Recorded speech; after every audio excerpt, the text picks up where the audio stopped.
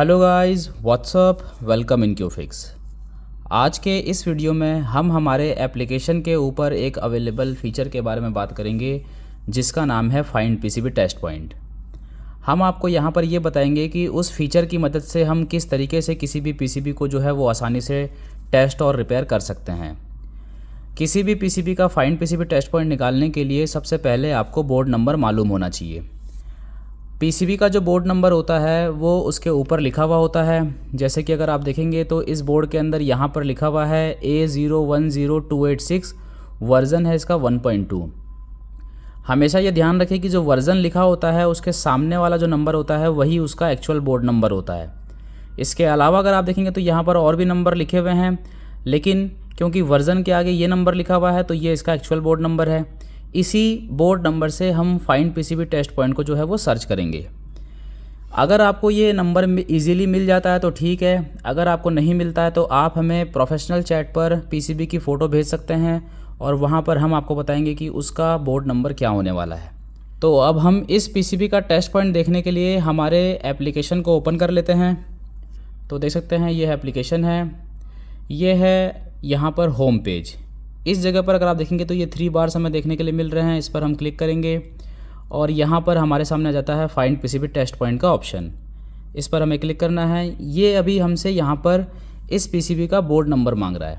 तो इसका जो बोर्ड नंबर है वो हमने देख लिया था, जो कि है A010286, लेकिन हमें यहाँ पर केवल शुरुआत के 4 डिजिट को ही एंटर करना है, जो कि है A010।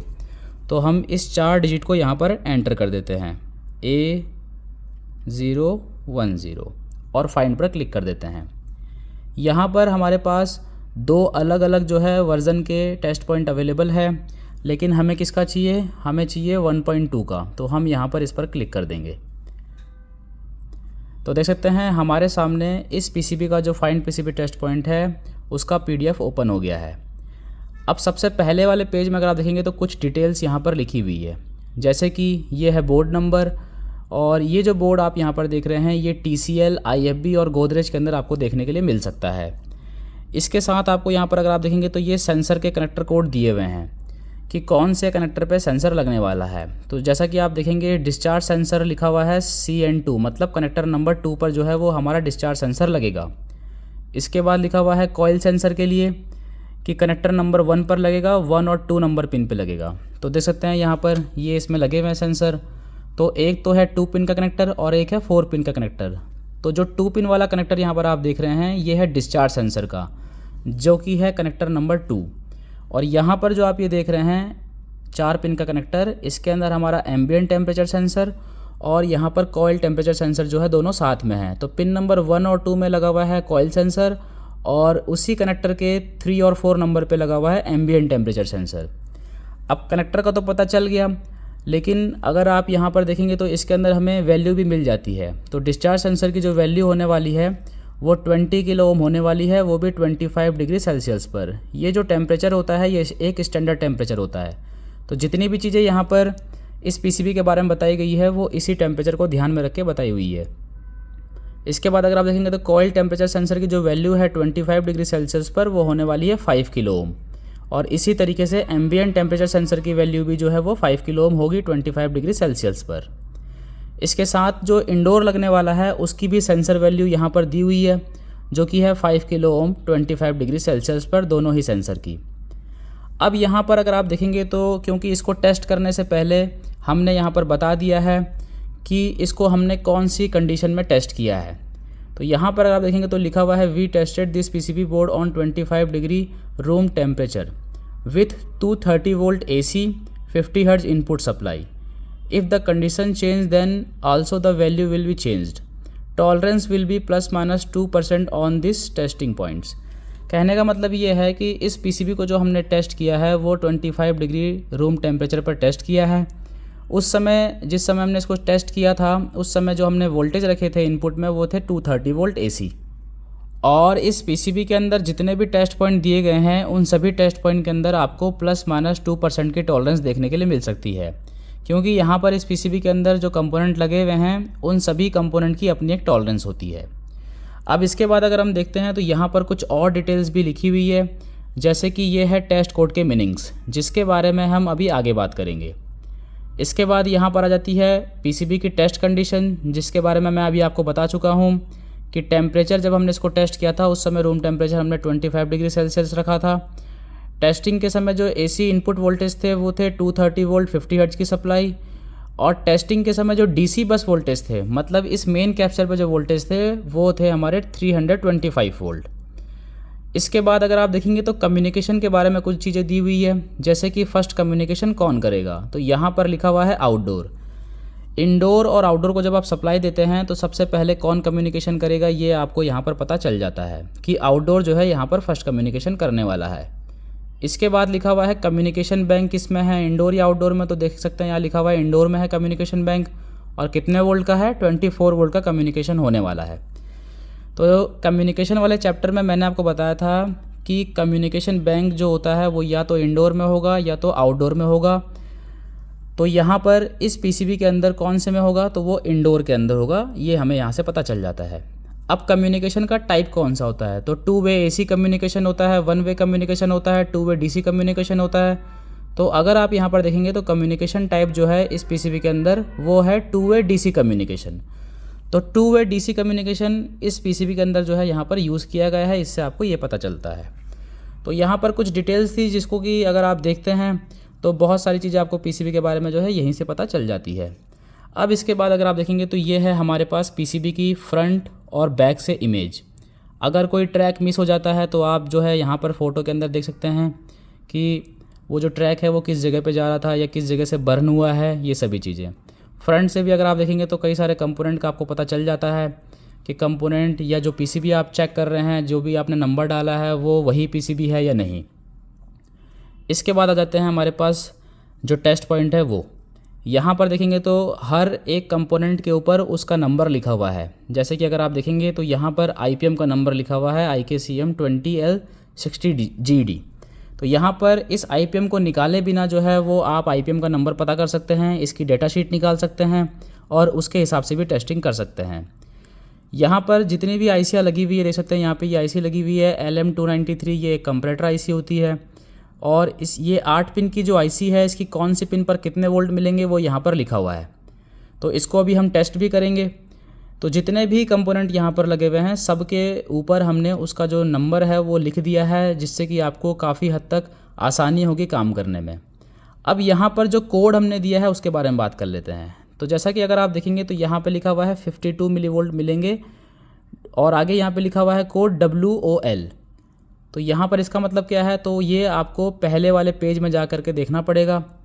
तो देख सकते हैं WOL का मतलब है विथआउट लोड। इसका मतलब अगर ये पीसीबी स्टैंड बाई कंडीशन में है, मतलब कंप्रेसर का लोड नहीं है इसके ऊपर, उस समय आपको यहाँ पर जो है वो 52 मिलीवोल्ट्स मिलेंगे। इसके बाद अगर आप देखेंगे तो ये यहाँ पर लिखा हुआ है कि आईपीएम की इस वाली पिन पर आपको 15.7 वोल्ट मिलेंगे, जो कि इसकी VCC होगी।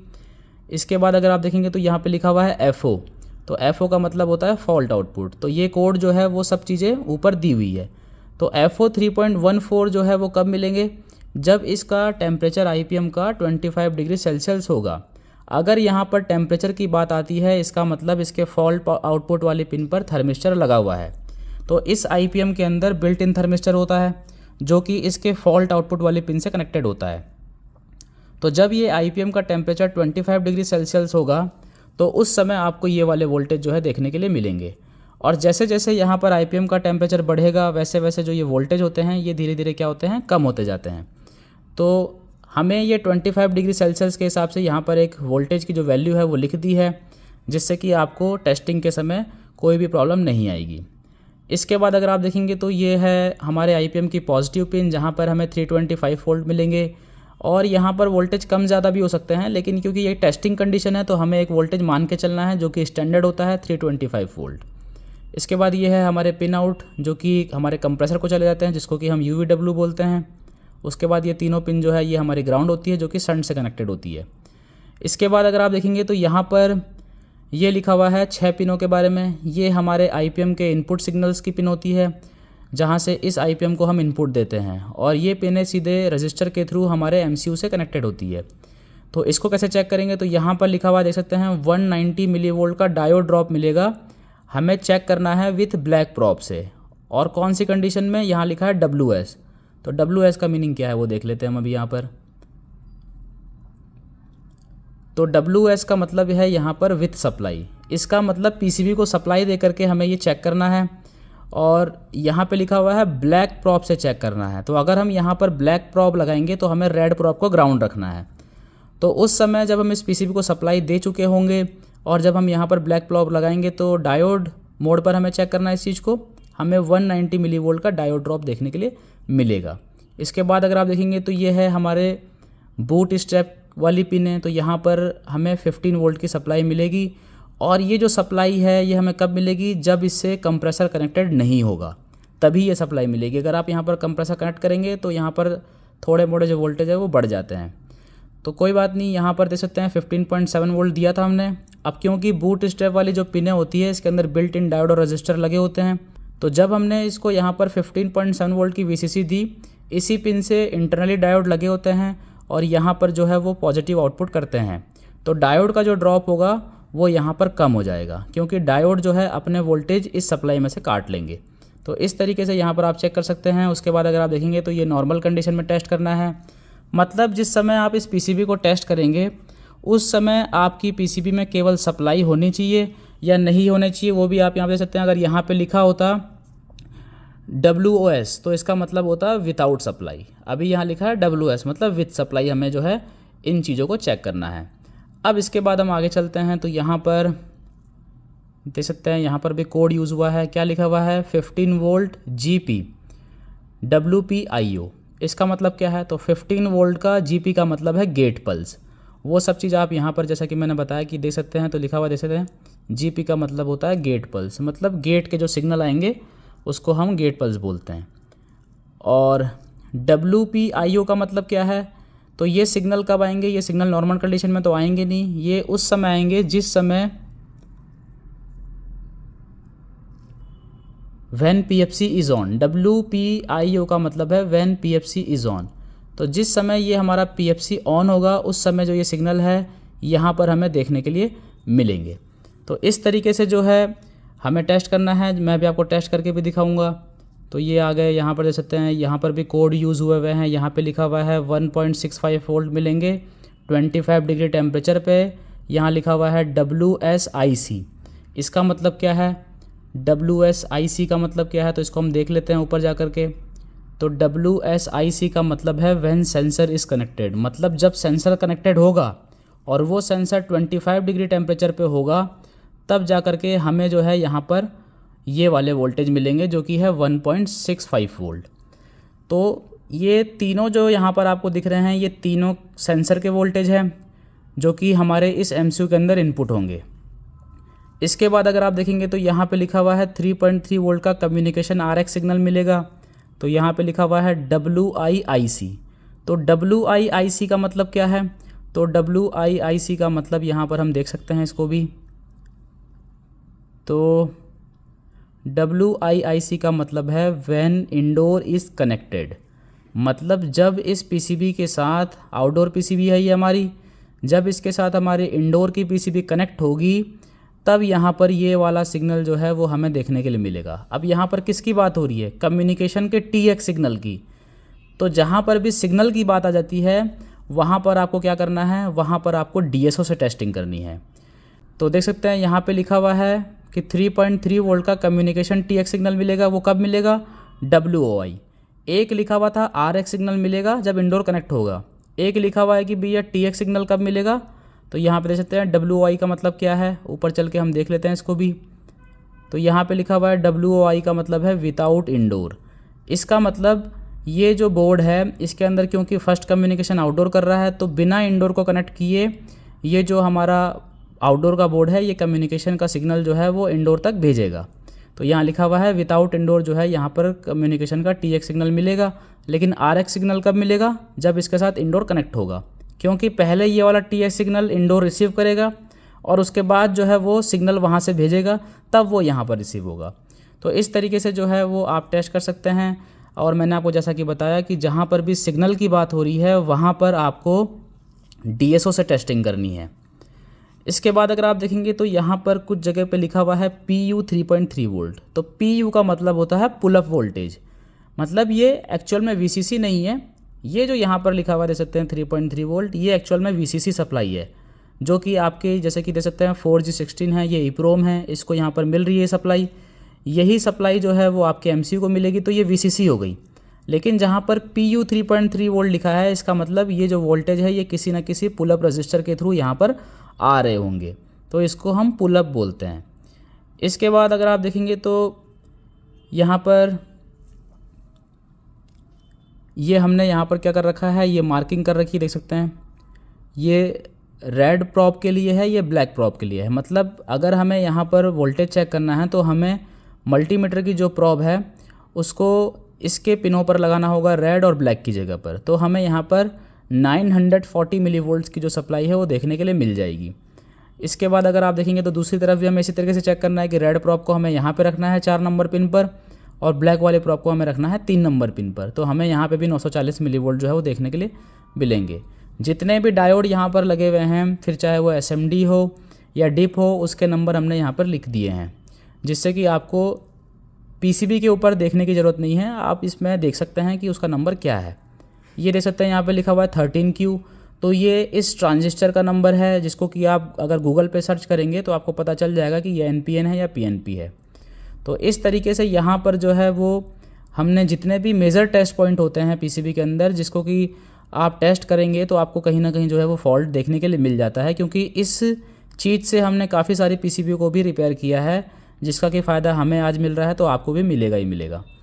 तो यहाँ पर अब हम क्या करते हैं कि इस PCB को सप्लाई देते हैं। जैसा कि मैंने आपको बताया कि अभी हमें ना तो इसके साथ इंडोर को कनेक्ट करना है और ना ही इसके साथ कंप्रेसर को कनेक्ट करना है, क्योंकि ये जितनी भी चीज़ें यहाँ पर टेस्ट की गई है ये सारी उसी समय टेस्ट की गई है जिस समय ये PCB किसी भी चीज़ से कनेक्ट नहीं थी, ना तो कंप्रेसर से कनेक्ट थी, ना हमारे इंडोर से कनेक्ट थी। हाँ, अगर आप सेंसर कनेक्ट करना चाहते हैं तो आप सेंसर कनेक्ट कर सकते हैं, इसमें कोई दिक्कत नहीं है। तो यहाँ पर अब हम इस PCB को सप्लाई देंगे, और सप्लाई देने के बाद जो है ये टेस्ट पॉइंट को हम टेस्ट करेंगे। तो अभी हमने इस PCB को यहाँ पर सप्लाई दे दी है, देख सकते हैं यहाँ पर ये अभी LED सारी ऑन हो गई थी, और ये ग्रीन वाली जो LED है वो यहाँ पर ऑन है अभी। इसका मतलब इस PCB को सप्लाई मिल रही है। अभी इसके साथ ना तो इंडोर कनेक्ट है, ना ही इसका कंप्रेसर कनेक्ट है, केवल कनेक्ट है तो ये सेंसर कनेक्टेड है बस। तो अभी हम यहाँ पर एक मल्टीमीटर को ले लेते हैं, क्योंकि सबसे पहले हमें जो वोल्टेजेस है उसको चेक करना है। तो मल्टीमीटर को हम यहाँ पर ऑन करेंगे और इसको सेट कर देंगे DC मोड पर। इसके बाद हमें चेक करना है कि AC जो सप्लाई है वो कितने वोल्ट मिल रही है। तो AC सप्लाई अगर आप देखेंगे तो ये हमारे टेस्ट पॉइंट के अंदर दी हुई रहती है। तो देख सकते हैं यहाँ पर ये ब्रिज की 2 पिन है, यहाँ पर हमें ये 230 वोल्ट जो है AC की सप्लाई ये हमें मिलनी चाहिए। इसके बाद देख सकते हैं ये हमारा ग्राउंड बन जाएगा, और ये हमारा यहाँ से पॉजिटिव आउटपुट हो जाएगा जो कि DC होगा। तो हम यहाँ पर चेक कर लेते हैं कि AC जो सप्लाई है वो हमें कितनी मिल रही है। तो इसको AC पे सेट कर लेंगे, और अब हम यहाँ पर चेक करेंगे। तो देख सकते हैं यहाँ पर हमें 234 वोल्ट जो है वो AC सप्लाई मिल रही है। मैं आपको सजेस्ट करूँगा कि अगर आप इस फीचर को यूज़ कर रहे हैं टेस्टिंग के लिए, तो आप जो है वो अपने पास एक डीमर को रखें। डीमर मतलब होता है वेरिएक, जिससे कि हम AC वोल्टेज को कम और ज़्यादा कर पाते हैं। तो उससे आप यहाँ पर 230 वोल्ट जो AC है उसको आप कांस्टेंट कर सकते हैं, वेरी कर सकते हैं, और उसके बाद जो है टेस्टिंग कर सकते हैं। अभी हम चेक करेंगे कि DC में कितने वोल्टेज मिल रहे हैं इस कंडीशन में। तो DC पे सेट कर दिया। यहाँ पर अगर आप देखेंगे तो हमें मिल रहे हैं 315 वोल्ट। तो इसको हम लोग DC को जो है वो वेरिएक से मतलब डीमर से जो है वो वोल्टेज को बढ़ा देंगे, और इसको सेट कर देंगे हम लोग 325 वोल्ट के आसपास। तो इसको मैं अभी जो है यहाँ पर 325 वोल्ट पर सेट कर देता हूँ।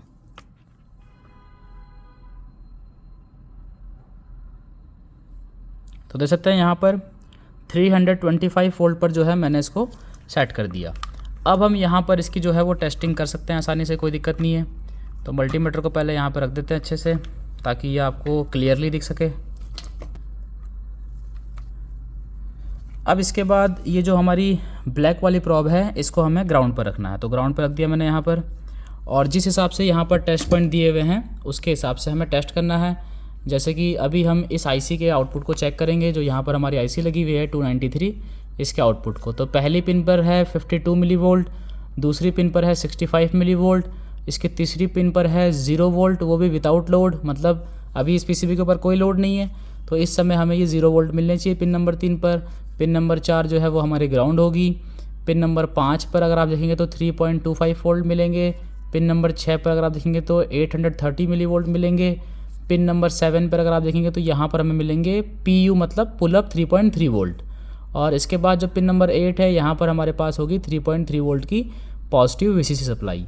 तो इसको भी हम चेक कर लेते हैं, इसको भी साइड में कर लेते हैं यहाँ पर और टेस्ट करते हैं। तो पहली पिन पर अगर हम चेक करें तो देख सकते हैं यहाँ पर हमें मिल रहे हैं 53 मिली वोल्ट। और यहाँ पर क्या लिखा हुआ है पिन नंबर 1 पे कितना मिलेगा 52 मिली वोल्ट। तो मैंने आपको बताया था कि 1-2% जो टॉलरेंस है वो यहाँ पर होती है, क्योंकि जो मल्टीमीटर हम यहाँ पर यूज़ कर रहे हैं इसके अंदर भी 3% की प्लस माइनस के अंदर टॉलरेंस होती है।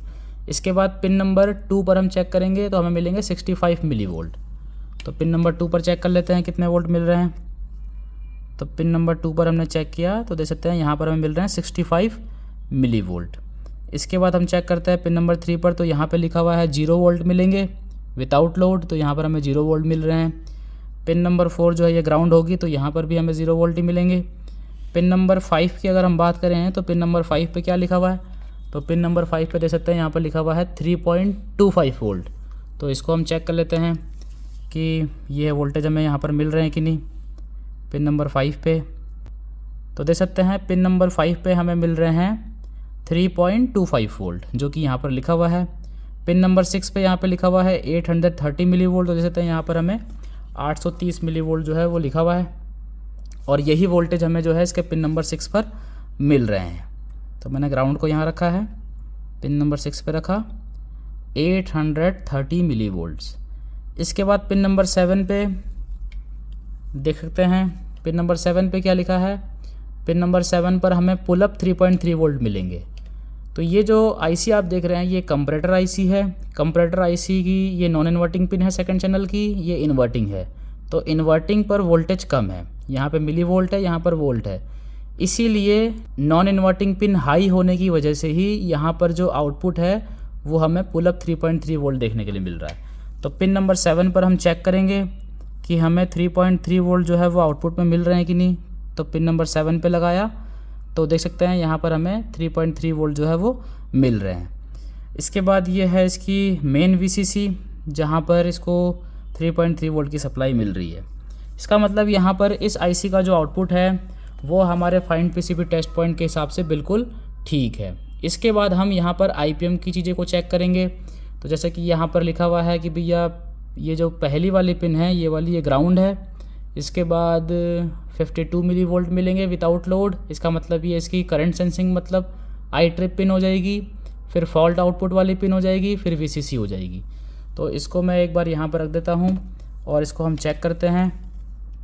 ग्राउंड पे रखा, ये ग्राउंड है, तो पहली पिन पे हमें 0 वोल्ट मिलेंगे क्योंकि ये ग्राउंड है। इसके बाद दूसरी पिन पे हमें मिलेंगे 52 मिली वोल्ट जो कि यहाँ पर टेस्ट पॉइंट में लिखा हुआ था, देख सकते हैं दूसरी पिन पे लिखा हुआ था ना 52 मिली वोल्ट विदाउट लोड, तो अभी लोड नहीं है इसलिए 52 मिली वोल्ट मिल रहे हैं। इसके बाद हमारे पास है फॉल्ट आउटपुट पे हमें मिलेंगे कितने 3.14 वोल्ट 25 डिग्री टेम्परेचर पे। तो अभी रूम का टेम्परेचर जो है वो करीब इसी के आसपास है 25 डिग्री सेल्सियस के आसपास। तो अभी हम इसके फॉल्ट आउटपुट वाले पिन पे चेक करेंगे तो देख सकते हैं यहाँ पर हमें मिल रहे हैं 3.14 वोल्ट। तो अभी जो ये हमारा IPM है ये 25 डिग्री टेम्परेचर पर है, तो जो यहाँ पर वोल्टेज लिखे हुए हैं 3.14 वोल्ट वही वोल्टेज हमें यहाँ पर मिल रहे हैं। अब अगर ये IPM हीट होगा, क्योंकि जब इस पर लोड आएगा तो ये हीट होगा, जब ये हीट होगा तो अंदर जो इसके थर्मिस्टर लगा है उसकी वैल्यू कम होगी। इसकी वैल्यू कम होने से क्या होगा, यहाँ पर जो वोल्टेज है वो भी कम होंगे। तो इस तरीके से जो है यहाँ पर फॉल्ट आउटपुट वाली पिन यहाँ पर काम करती है, क्योंकि इसके अंदर बिल्ट इन थर्मिस्टर लगा हुआ है, इसीलिए यहाँ पर टेम्परेचर जो है वो मैटर करता है। इसके बाद ये है इसकी VCC, तो देख सकते हैं VCC जो सप्लाई है वो है 15.65 वोल्ट की, मतलब करीब 15.7 वोल्ट ही हो गई है। तो यहाँ पर ये हमें मिल रहे हैं वोल्टेज जो कि ठीक है बिल्कुल। इसके बाद अगर आप देखेंगे तो यहाँ पर ये 6 जो पिनें दी हुई है इसके बारे में क्या लिखा हुआ था, तो इसके बारे में लिखा हुआ था कि भैया 190 मिली वोल्ट का डायोड ड्रॉप मिलेगा और वो भी हमें ब्लैक प्रॉप से चेक करना है। और कब चेक करना है, जब सप्लाई दी हुई हो। तो मतलब अभी इसके अंदर सप्लाई है, तो ब्लैक वाली प्रॉप को हम यहाँ पर ले लेते हैं और रेड वाली जो प्रॉप है उसको हम लोग ग्राउंड कर देते हैं। तो ये मैंने ग्राउंड कर दी रेड वाली प्रॉप को, और अभी मैं इसको डायोड मोड पे ले जाता हूँ क्योंकि यहाँ पर हमें डायोड ड्रॉप मिलेगा। ये डायोड ड्रॉप पे आ गया। अब चेक करेंगे, तो यहाँ पर चेक किया, देख सकते हैं 182 मिली वोल्ट का डायोड ड्रॉप मिल रहा है। यहाँ पे देख सकते हैं 182, यहाँ पे देख सकते हैं 182, यहाँ पे 182, यहाँ पे 182, यहाँ पे 181 के आसपास। तो ये जो आप दिख रहा है पॉइंटों में, इससे ज़्यादा कुछ फ़र्क नहीं पड़ता है। यहाँ पे कितना लिखा था, यहाँ लिखा था 190 और यहाँ पे कितना लिखा हुआ आ रहा है 182 के आसपास। तो 2% के हिसाब से अगर आप देखेंगे तो ये बिल्कुल जो है वो ठीक रीडिंग हमें देखने के लिए मिल रही है। इसके बाद अगर आप देखेंगे तो ये जो छोटी पिनें हैं हमारी IPM की, ये बूट स्टेप की पॉजिटिव आउटपुट पिनें होती है। यहाँ पर हमें 15 वोल्ट की सप्लाई मिलेगी और ये कब मिलेगी, जब इससे कंप्रेसर कनेक्ट नहीं होगा तब।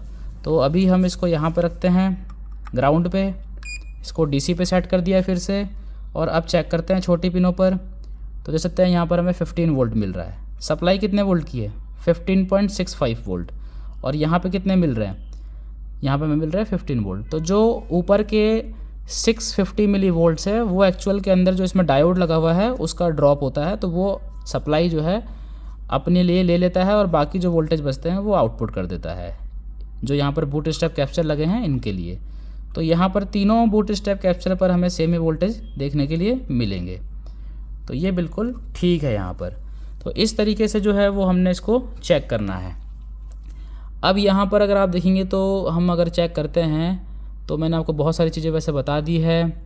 अब यहाँ पर देख सकते हैं ये हम चेक करेंगे जो कि सेंसर के वोल्टेज है जो कि MCU को मिलते हैं। तो अभी इसके अंदर यहाँ पे क्या लिखा हुआ है, WSIC, इसका मतलब व्हेन सेंसर इज़ कनेक्टेड, मतलब जब इस PCB में सेंसर कनेक्ट होगा तभी ये वोल्टेज मिलेंगे। तो चलिए इन वोल्टेज को भी चेक कर लेते हैं क्योंकि रूम टेम्परेचर हमारा 25 डिग्री के आसपास ही है। तो यहाँ पर हमने ब्लैक प्रॉप को रखा,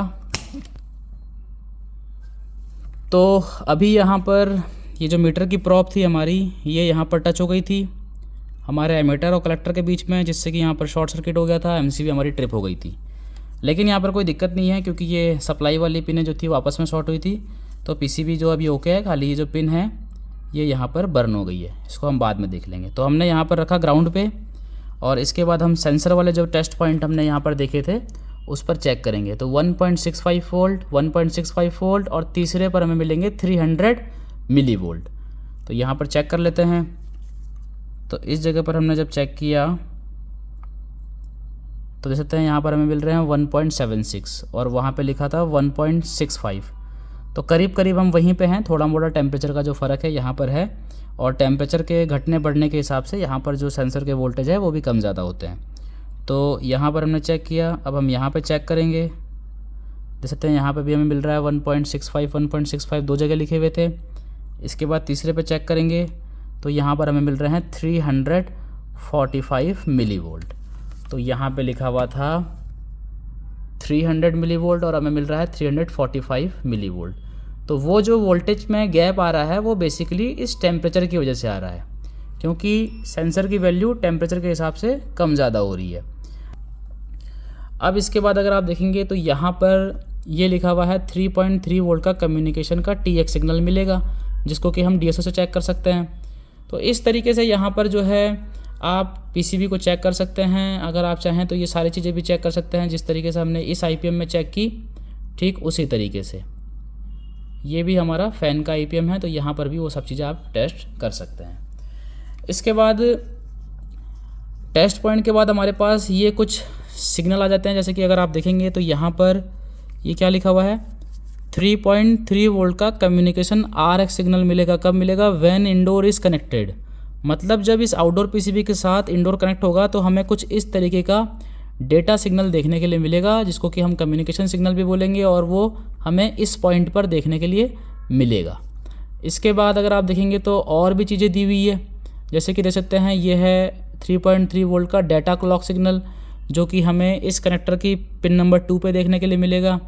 इसके बाद अगर आप देखेंगे तो यहाँ पर लिखा हुआ है 3.3 वोल्ट का डेटा सिग्नल। तो यहाँ पर ये हमें इसकी लास्ट वाली पिन पे मिलेगा। इससे हमें ये पता चल जाता है कि हमारा जो MCU है वो ठीक से काम कर रहा है कि नहीं कर रहा है। इसके बाद अगर हम चेक करें तो ये देख सकते हैं यहाँ पर ये लिखा हुआ है, क्या लिखा हुआ है यहाँ पर, 15 volt 35 kilohertz IGBT gate signal. कब मिलेगा ये gate signal? When PFC is on. तो PFC ऑन कब होगा? जब इस PCB पे लोड आएगा, जब ये PCB कंप्रेसर को चला रही होगी, तब ये PFC सिग्नल जो है वो हमें यहाँ पर देखने के लिए मिलेगा। ये 51 ओम की जो रजिस्टर है ना, इस पर देखने के लिए मिलेगा। तो ये जो सिग्नल है यहाँ पर, इसकी जो फ्रीक्वेंसी अगर आप देखेंगे तो यहाँ पर फ्रीक्वेंसी भी लिखी हुई है कि 35 किलोहर्ट्ज की फ्रीक्वेंसी होगी इसकी। दूसरी बात अगर आप देखेंगे तो इसका जो बॉक्स पर डिवीज़न है वो 5 वोल्ट पर सेट है। तो यहाँ पर 5, 5, 10 और 15 वोल्ट के आसपास का जो सिग्नल है वो यहाँ पर देखने के लिए मिलेगा। इसको हम गेट सिग्नल बोलते हैं या गेट पल्स बोलते हैं। ये 15 वोल्ट का मिलेगा। तो यहाँ पर अगर आप देखेंगे तो ये 15 वोल्ट का तो हमें कब देखने के लिए मिलेगा? जब ये हमारी इस IGBT गेट ड्राइवर से आउटपुट होगा। लेकिन इसके इनपुट में जो सप्लाई होगी इस गेट ड्राइवर के इनपुट में वो 3.3 वोल्ट की होगी। तो वही सेम सप्लाई अगर आप देखेंगे तो देख सकते हैं यहाँ पर हमें 35 किलोहर्ट्ज की गेट पल्स जो है वो यहाँ पर देखने के लिए मिलेगी। देख सकते हैं 3.3 वोल्ट पर, और वो इस IC के इनपुट में देखने के लिए मिलेगी इस जगह पर। तो ये सारे सिग्नल को आप चेक कर सकते हैं अपने DSO से, कौन सी सेटिंग पे रखना है। तो देख सकते हैं यहाँ पर ये 2.5 वोल्ट पर हमने टेस्ट किया है DSO को रख के। ये सब चीज़ें आपको यहाँ पर पता चल जाती है। टाइम देख सकते हैं 100 मिलीसेकंड पर रखा हुआ है। तो जितनी भी चीज़ें हैं यहाँ पर वो आपको इसके हिसाब से ही सेट करनी है DSO पर और चेक करनी है। तो ये तो हो गई हमारे आउटडोर की बात। उसके बाद आ जाती है, ये है हमारा इंडोर। तो इंडोर में जितने भी कंपोनेंट लगे हुए हैं, वो डायोड वगैरह हो, फिर चाहे फोटो कपलर्स हो, वो सारे के नंबर यहाँ पर दिए हुए हैं। NTC पे भी देख सकते हैं नंबर लिखा हुआ है।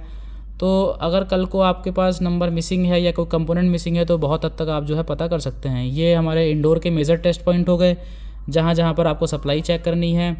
इसके बाद अगर आप देखेंगे तो ये हमारे इंडोर के कुछ सिग्नल है जो कि आपको मिलने चाहिए। अगर आपका इंडोर काम कर रहा है प्रॉपर तरीके से तो ये सारे सिग्नल आपको मिलने चाहिए। ये डिस्प्ले की PCB है।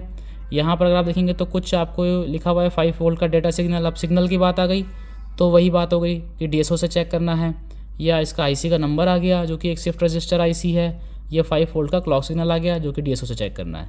बाकी जो वोल्टेजेस है ये आप नॉर्मल मल्टीमीटर से टेस्ट कर सकते हो।